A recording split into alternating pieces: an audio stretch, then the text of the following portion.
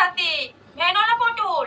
বাবা তো কিছুতেই মানতে চাইছে না। বাবা সে কি অবস্থা, ওই পাড়ার লোক জেনে গেল, এই পাড়ার লোক জেনে গেল। একবার মা মানতে চায় তো বাবা মানতে চায় না, একবার বাবা মানতে চায় তো মা মানতে চায় না। সে কি অবস্থা, কান্না কাটিতে একেবারে সব ভেসে যাচ্ছিল।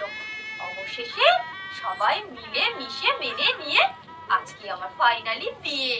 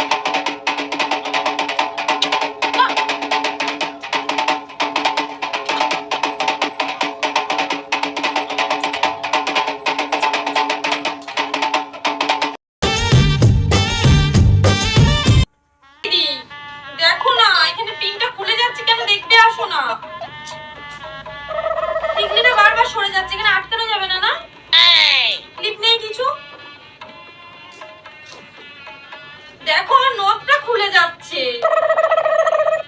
এই শোন না, বলছি আমার কুচিটা একটু ধরে দিয়ে যা না রে। দেখ কুচিটা কেমন হয়ে গেছে।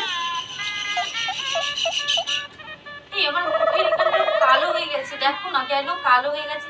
এই তোমাদের ওইসব কি সব আছে, আমার একটু মাখি সাদা করো না গো, কালো কালো লাগছে। বলছি আমার চোখের কাজলটা ঠিক আছে তো, ফেটে যায়নি তো? কালো হয়ে গেছে নাকি নিচে? আমি তো এরকম এরকম করে চুলকাচ্ছিলাম, চোখটা কালো হয়ে গেছে। দেখো কালো লাগে না যেন, তাহলে পুরো পেতনি লাগবে, একটু এর মধ্যে বসবো। এই শুনুন শুনুন, আপনি ওদের ফটো তুলছেন মানে? আমি তো কোনে, আমার ফটো তুলুন, এদিকে আসুন। নিন দাঁড়ান দাঁড়ান, তুলুন, ভালো করে পোজ দেবো, ঠিক আছে? সেই পোজেই ভালো করে ফটো তুলবেন, ঠিক আছে? নিন ফটো তুলুন।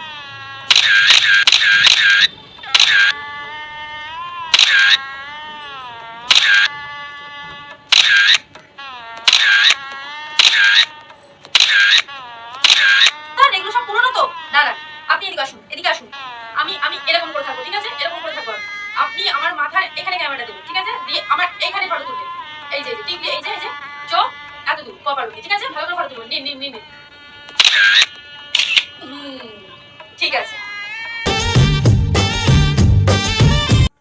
আমি বিয়ে করতে চাইনি, ওকে কে বিয়ে করবি?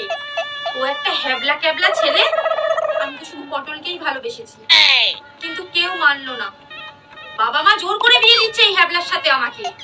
জানি না আমি বিয়ে করছি ঠিক আছে, কিন্তু সংসার তো আমি করব না।